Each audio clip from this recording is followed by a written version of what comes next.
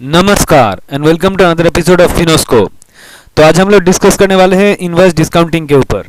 इस वीडियो में हम जानेंगे कि इनवर्स डिस्काउंटिंग आखिर में होता क्या है और क्या ये सचमुच एक बहुत अच्छा इन्वेस्टमेंट ऑप्शन बन सकता है। इसका एडवांटेजेस क्या है, साथ ही जानेंगे इसका डिसएडवांटेजेस क्या है। तो वीडियो इंटरेस्टिंग होने वाला है, तो इसलिए आप लोगों से रिक्वेस्ट है कि आप लोग मेरा वीडियो एंड तक देखें। और जो लोग मेरे चैनल पे नए हैं उन लोग से रिक्वेस्ट है कि आप लोग मेरा चैनल लाइक शेयर और सब्सक्राइब कीजिए। तो चलिए लेट्स स्टार्ट। तो दोस्तों नाम है इनवर्स डिस्काउंटिंग। तो देखिए दो वर्ड को जोड़ के ये टर्म आया है, यानी कि इनवर्स और डिस्काउंटिंग। तो सबसे पहले जानने की कोशिश करते हैं कि इनवॉइस क्या होता है। तो देखिए इनवॉइस कुछ नहीं, बिल, जो बिल होता है उसी को कहते हैं इनवॉइस। आप किसी भी दुकान से सामान खरीदते हैं तो आपको दुकानदार एक बिल थमा देता है। आप रेस्टोरेंट में खाते हैं तो उस रेस्टोरेंट आपको एक बिल थमा देता है, तो वो जो बिल होता है वो होता है इनवॉइस। देखिए कुछ इस तरह दिखता है एक इनवॉइस, जहाँ पे देखिए जिस दुकान से आपने सामान खरीदा उसका नाम, उसका डेट, जिस तारीख को आपने सामान खरीदा और सामान जो आपने खरीदा उसका डिटेल्स, यानी कि समझ लीजिए जो जो आइटम आपने खरीदा है उसका डिटेल्स, यानी समझ लीजिए आपने पेन खरीदा, उसका कितना क्वांटिटी, कितना पेन खरीदा, उसका रेट और टोटल अमाउंट। तो इस तरह से होता है, एक इस तरह दिखता है एक इनवॉइस। और लास्ट में देखिए ये जो जगह है, इस जगह पे जिस दुकानदार है वो उस दुकानदार का सिग्नेचर रहता है और उसके साथ साथ जो जो टोटल अमाउंट होता है, टोटल अमाउंट के ऊपर जीएसटी वगैरह टैक्स वगैरह चढ़ा के आपको जो टोटल अमाउंट होता है वो टोटल अमाउंट आपको पे करना पड़ता है। तो इनवॉइस एक्चुअल में होता है एक बिल, बिल को कहा जाता है इनवॉइस। तो चलिए अब ये समझने की कोशिश करते हैं कि इनवर्स डिस्काउंटिंग होता क्या है। तो इनवर्स डिस्काउंटिंग समझाने के लिए मैं एक एग्जांपल का सहारा लूंगा और उसी एग्जांपल के सहारे से मैं आप लोगों को समझाने की कोशिश करूंगा कि इनवर्स डिस्काउंटिंग आखिर में होता क्या है। तो समझ लीजिए कि आप हैं, ठीक है, और आपका एक बिजनेस है। किस चीज़ का बिजनेस है? आप इंडस्ट्रियल बूट्स, सेफ्टी बूट्स जो होता है वो मैन्युफैक्चर करते हैं। इंडस्ट्रियल सेफ्टी बूट्स हम मैन्युफैक्चर करते हैं और इंडस्ट्रियल सेफ्टी बूट्स को मैन्युफैक्चर करके आप छोटी मोटी इंडस्ट्रीज को वो सेफ्टी बूट्स सप्लाई करते हैं, ठीक है। तो आप इंडस्ट्रियल सेफ्टी बूट्स का बिजनेस करते हैं और छोटे मोटे इंडस्ट्रीज को वो सेफ्टी बूट्स आप सप्लाई करते हैं। तो जो सेफ्टी बूट्स आप सप्लाई करते हैं तो उनका जो क्वालिटी है वो बहुत ही दमदार क्वालिटी का है, अच्छा क्वालिटी का है। तो इसी के चलते एक दिन चमत्कार हो गया। चमत्कार क्या हुआ? आपके पास टाटा पावर का रिप्रेजेंटेटिव आ गए, ठीक है। टाटा पावर से आपके पास रिप्रेजेंटेटिव आए और वो लोग आपके सामने एक प्रपोजल रखे। प्रपोजल क्या था? प्रपोजल ये था कि उन लोगों ने बोला कि देखिए आपका जो इंडस्ट्रियल सेफ्टी बूट्स है जो आप सप्लाई करते हैं वो बहुत ही दमदार क्वालिटी का है और हमको वो बहुत अच्छा लगा, तो इसीलिए हम आपको एक ऑर्डर देते हैं। सोचिए टाटा पावर से आपको ऑर्डर मिल रहा है, तो टाटा पावर ने आपको प्रपोजल दिया कि आप इंडस्ट्रियल सेफ्टी बूट्स उन लोगों के लिए बनाए और वो लोग आपको एक ऑर्डर दिए 1,00,000 इंडस्ट्रियल सेफ्टी बूट्स बनाने का, ठीक है। 1,00,000 इंडस्ट्रियल सेफ्टी बूट्स बनाने का आपको ऑर्डर मिल गया, कांग्रेचुलेशंस। अब जैसे ऑर्डर मिला तो ऑर्डर जैसे मिला तो आप दोनों के बीच, यानी कि टाटा पावर का जो रिप्रेजेंटेटिव है और आपके बीच एक निगोशिएशन होगा। तो निगोशिएशन हुआ, निगोशिएशन होने के बाद हर एक पेयर, मतलब एक पेयर इंडस्ट्रियल सेफ्टी बूट्स के लिए जो प्राइस फिक्स हुआ वो हुआ 1,000 रुपीज़, ठीक है। 1,000 रुपीज़ हर एक पेयर के लिए टाटा पावर आपको पे करेगी। तो 1,000 रुपये हर एक पेयर के लिए। टोटल पेयर कितना, टोटल ऑर्डर कितना है? 1,00,000 पेयर, यानी कि टोटल ऑर्डर कितने रुपए का है? 10 करोड़ रुपए का ऑर्डर है, ठीक है। तो आपको 10 करोड़ रुपए का ऑर्डर मिला टाटा पावर से, 1,00,000 इंडस्ट्रियल सेफ्टी बूट्स बनाना है आपको, हर एक पेयर के लिए आपको 1,000 रुपये मिलेगा, ठीक है। तो आप बहुत खुश हो गए और ये ऑर्डर देने के बाद टाटा पावर का जो रिप्रेजेंटेटिव था वो वहां से चला गया। जैसे ही वो चला गया आप कैलकुलेशन करने बैठ गए। कैलकुलेशन करने के बाद कैलकुलेशन करने आप बैठ गए, तो कैलकुलेशन करने के बाद क्या निकला वो थोड़ा देख लेते हैं। तो ये देखिए, ये रहा आपका ऑर्डर समरी। आपको 1,00,000 पेयर शूज बनाना है, हर एक पेयर के लिए आपको 1,000 रुपये मिलेगा, यानी कि टोटल जो ऑर्डर वैल्यू है आपका वो है 10 करोड़ रुपए। अब आप कैलकुलेशन करने बैठ गए। कैलकुलेशन क्या करने बैठ गए? कैलकुलेशन किस चीज़ का? कैलकुलेशन देखिए, 1,00,000 पेयर शूज बनाने के लिए आपका खुद का खर्चा कितना पड़ेगा, यानी कि 1,00,000 शूज बनाने के लिए तो लेबर का जरूरत पड़ेगा, मटेरियल का जरूरत पड़ेगा और ओवरहेड कॉस्ट भी रहेगा, यानी कि लेबर, मटेरियल और ओवरहेड कॉस्ट मिला के जो टोटल कॉस्ट रहेगा आपका, वही आप कैलकुलेशन करने बैठ गए। कैलकुलेशन करने के बाद ये नतीजा आया कि हर एक पेयर शूज बनाने के लिए आपका 700 रुपये खर्चा पड़ेगा, यानी कि टोटल 1 लाख स्पेयर के लिए 7 करोड़ का खर्चा, आप 7 करोड़ में बना के 10 करोड़ में बेचेंगे तो आपका जो प्रॉफिट होगा वो है 3 करोड़ का, यानी कि करीब करीब 43% का प्रॉफिट, जो कि काफ़ी अच्छा है। लेकिन एक दिक्कत है यहाँ पे। दिक्कत क्या है? दिक्कत है ये 3 करोड़ रुपए जो आपको चाहिए ये 1 लाख शूज बनाने के लिए। तो ये जो 3 करोड़ रुपए है, इस 3 करोड़ रुपए को हम आपका वर्किंग कैपिटल कह सकते हैं। ये 3 करोड़ रुपए आपको चाहिए वो 1 लाख शूज बनाने के लिए। तो देखिए, क्योंकि आप एक छोटे मोटे बिजनेसमैन हैं, अभी तक आपने इतना बड़ा अमाउंट, इतना बड़ा ऑर्डर आपको नहीं मिला है, तो ये नेचुरल है कि आपके पास ये 7 करोड़ रुपए नहीं रहेगा। अब आप क्योंकि एक छोटे मोटे बिजनेसमैन हैं, आपका कोई पास्ट हिस्ट्री नहीं है इतना बड़ा लोन का, तो जाहिर सी बात है कि कोई भी बैंक आपको ये 7 करोड़ रुपए लोन देने के लिए राजी नहीं होगा। तो अब आप क्या करेंगे? तो इस सिचुएशन का सलूशन कर देता है इनवर्स डिस्काउंटिंग। इनवर्स डिस्काउंटिंग इस सिचुएशन का एक बहुत ही अच्छा, बहुत ही बढ़िया सॉल्यूशन हो सकता है। कैसे? इसी को हम डिस्कस करेंगे। तो चलिए देखते हैं कैसे इनवर्स डिस्काउंटिंग आपके प्रॉब्लम का सॉल्यूशन करता है। तो देखिए, जैसे ही टाटा पावर से आपको ऑर्डर मिला, जब आप ये ऑर्डर टाटा पावर को डिलीवर करेंगे, तब आप क्या करेंगे? तब आप टाटा पावर के नाम पे एक इनवॉइस जनरेट करेंगे। ठीक है, आप एक इनवॉइस जनरेट करेंगे किसके नाम पे? टाटा पावर के नाम पे। और वो इनवॉइस का अमाउंट कितना रहेगा? 10 करोड़ रुपए रहेगा। और बदले में टाटा पावर आपको वो 10 करोड़ रुपए का पेमेंट कर देगी। लेकिन क्योंकि अभी आपको 7 करोड़ रुपए का जरूरत है, तो इसी इनवॉइस की मदद से आप वो 7 करोड़ रुपए अरेंज कर सकते हैं। कैसे? तो देखिए, जैसे मैंने पहले ही कहा, क्योंकि आपका बैक हिस्ट्री नहीं है इतने बड़े लोन का, इतने बड़े ऑर्डर का, तो इसीलिए कोई भी बैंक या फिनेंशियल इंस्टीट्यूशन आपको लोन नहीं देने वाला है। तो आपको एक थर्ड पार्टी ढूंढना पड़ेगा जो कि आपको ये 7 करोड़ रुपए देने के लिए तैयार हो।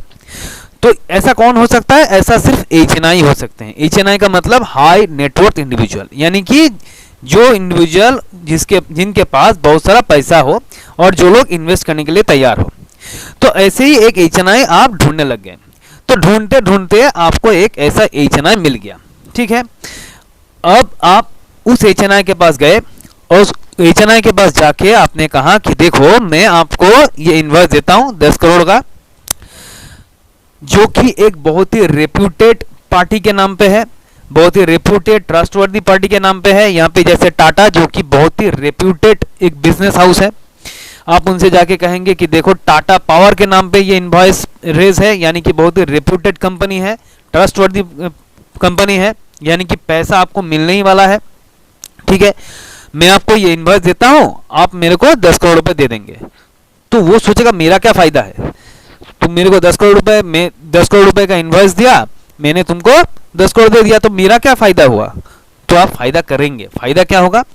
आप उनसे कहेंगे कि मैं आपको ये इनवॉइस दूंगा, लेकिन 5% डिस्काउंट में दूंगा।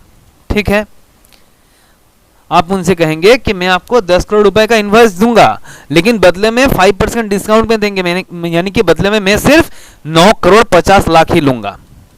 ठीक है, 9 करोड़ 50 लाख ही लूंगा। 10 करोड़ का इनवॉइस दूंगा, लेकिन बदले में मैं सिर्फ 9 करोड़ 50 लाख ही आपसे लूंगा।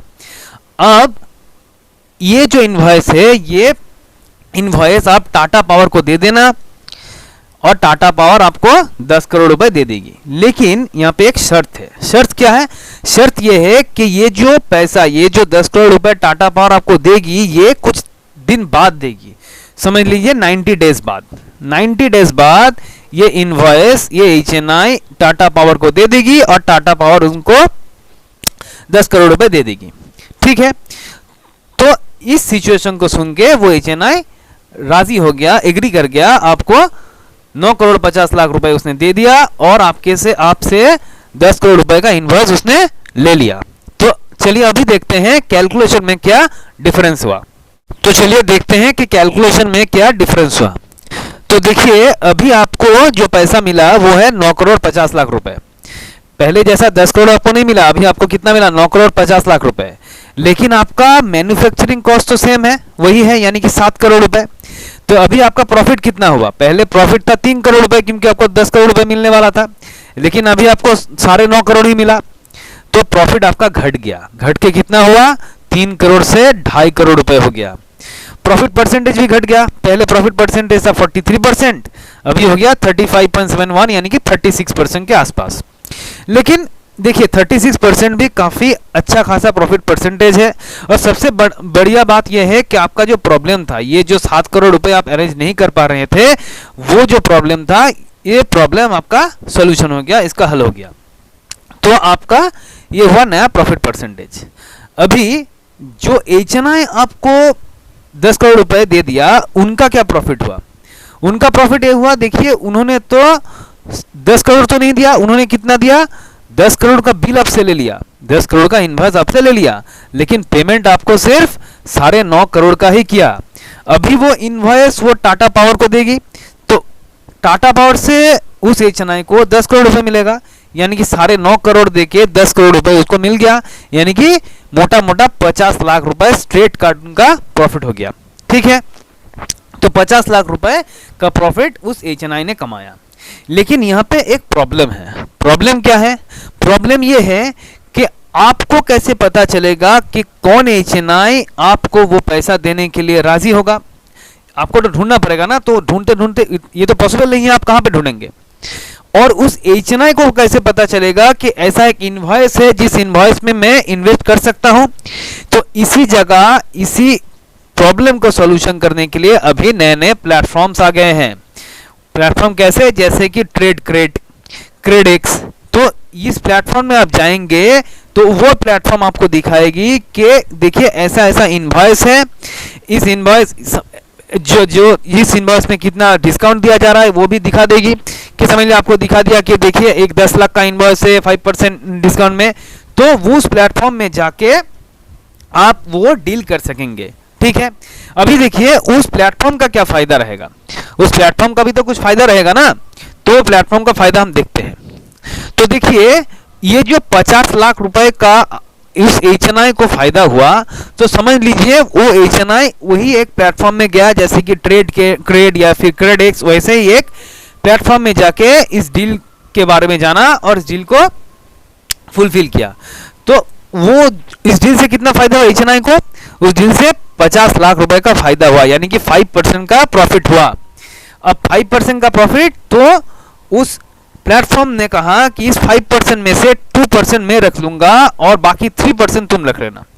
ठीक है, तो 2% रख लिया प्लेटफॉर्म ने और 3% रख लिया उस HNI ने।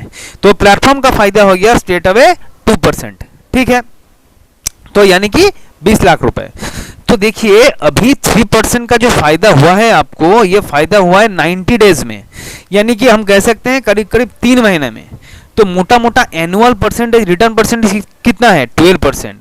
और ये फिक्स्ड है, ये जो 12% का रिटर्न है ये बिल्कुल फिक्स्ड है, इसमें कोई वोलेटिलिटी नहीं है। स्टॉक मार्केट जैसा केस नहीं है कि वोलेटिलिटी रहेगा, ऊपर नीचे होगा, नहीं। ये जो रिटर्न है ये बिल्कुल फिक्स्ड है, आपको मिलने ही वाला है। ठीक है, तो ये है सारा कैलकुलेशन जो इनवर्स डिस्काउंटिंग में चलता है। तो चलिए देख लेते हैं कि इनवर्स डिस्काउंटिंग का एडवांटेजेस और डिसएडवांटेजेस क्या होता है। तो चलिए सबसे पहले बात करते हैं एडवांटेजेस की। Let's start from the positive, उसी से शुरुआत करते हैं। तो देखिए सबसे पहला एडवांटेज जो है लो वोलेटिलिटी, यानी कि इस स्कीम में, इस इन्वेस्टमेंट ऑप्शन में जो रिटर्न आपको मिलने वाला है उस रिटर्न में कोई वोलेटिलिटी नहीं रहता है। जैसे मैंने दिखाया वो रिटर्न फिक्स रहता है। स्टॉक मार्केट की तरह नहीं है कि कभी ऊपर कभी नीचे, ऐसा नहीं है। इसमें जो रिटर्न आपको मिलने वाला है वो रिटर्न फिक्स रहेगा। आपको 90 डेज के बाद या 90 डेज या 60 डेज, यही दो ऑप्शन रहता है। इसी दो ऑप्शन में वो जो क्लेम है वो सेटल हो जाता है, जो डील है वो सेटल हो जाता है। तो 90 डेज या 60 डेज के बाद जो पैसा आपको मिलने वाला वो मिलने ही वाला है, उसमें कोई वोलेटिलिटी नहीं रहेगा। तो रिटर्न आपका फिक्स्ड है। दूसरा देखिए ये जो इन्वेस्टमेंट ऑप्शन है ये शॉर्ट टर्म इन्वेस्टमेंट ऑप्शन है। जैसे मैंने बताया सेटलमेंट जो पीरियड रहता है, सेटलमेंट पीरियड रहता है 90 डेज या 60 डेज। तो शॉर्ट टर्म में आप काफ़ी अच्छा खासा पैसा कमा सकते हैं। ठीक है, अभी देखिए एडवांटेज की अगर हम बात करें तो सबसे पहला डिसएडवांटेज जो है वो है आपका क्रेडिट रिस्क। क्रेडिट रिस्क क्या है? क्रेडिट रिस्क देखिए, जिस पार्टी के नाम पे वो इनवॉइस रेज किया गया है, वो पार्टी अगर जब 90 डेज या 60 डेज जो डील का जो सेटलमेंट पीरियड है वो जब खत्म हो गया, उस पार्टी ने अगर कह दिया कि मेरे पास उतना पैसा है नहीं, मैं वो पैसा नहीं दे सकता हूं, तो आपका पैसा अटक जाएगा। तो इसीलिए ये जरूरी है कि जिस पार्टी के नाम पे वो इनवॉइस रेज किया गया है वो पार्टी जेन्युइन हो, ट्रस्टवर्दी हो, उसका बैक हिस्ट्री अच्छा हो। मैंने यहाँ पे टाटा पावर का नाम इसीलिए लिया है क्योंकि टाटा पावर एक बहुत बड़ा ब्रांड है हमारे कंट्री का और बहुत ही ट्रस्टवर्दी ब्रांड है। आप टाटा पावर जैसा अगर पार्टी है तो आपको आपका पैसा मिलने ही वाला है, ये 100% जेन्युइन है, ठीक है। दूसरा देखिए, दूसरा रिस्क जो आता है वो है डिस्प्यूट रिस्क। डिस्प्यूट रिस्क क्या है? डिस्प्यूट रिस्क देखिए, जिस पार्टी ने इनवॉइस रेज किया है वो पार्टी जो समझ लीजिए जो सामान टाटा पावर को दिया गया है यानी कि सेफ्टी शूज, उसमें कुछ डिस्प्यूट आ गया, उनका साइज मैच नहीं किया, उनका जो क्वालिटी है वो मैच नहीं किया, तो टाटा पावर ने क्या किया, वो जो डील था वो कैंसिल कर दिया, तो भी आपका पैसा अटक जाएगा। तो इसीलिए ये भी बहुत जरूरी है कि जिस पार्टी ने इनवॉइस रेज किया है वो पार्टी भी जेन्युइन हो, उसका भी बैक हिस्ट्री अच्छा हो, तो ये भी जानना, ये भी परख लेना जरूरी है। और तीसरा जो रिस्क है वो है इंसॉल्वेंसी रिस्क। इंसॉल्वेंसी रिस्क क्या है कि देखिए, खुदा ना खास्ता जो दो पार्टी है वो दो पार्टी में कुछ ऐसा हो गया कि वो दोनों आप एग्जिस्ट ही ना करें, इंसॉल्वेंट हो जाए, तो भी आपका पैसा अटक जाएगा, ठीक है। तो लास्ट में जो डिस्कस करेंगे वो है कि क्या हमें इस इन्वेस्टमेंट ऑप्शन में इन्वेस्ट करना चाहिए। तो मेरा ओपिनियन है कि जो लोग नए इन्वेस्टर है, यंग इन्वेस्टर है, अभी अभी इन्वेस्ट करना स्टार्ट किए हैं, वो लोग इस स्कीम में, ये नहीं है कि इस इन्वेस्टमेंट ऑप्शन में इन्वेस्ट ना ही करे तो अच्छा है, वो लोग उस ऑप्शन में इन्वेस्ट करें जो डिसिप्लिन तरीके से इन्वेस्ट करते हैं, जैसे कि एसआईपी, म्यूचुअल फंड वगैरह या फिर शेयर मार्केट वगैरह, जो कि एक डिसिप्लिन वे में इन्वेस्ट करते हैं, ठीक है। और कौन कौन लोग इसमें इन्वेस्ट कर सकते हैं?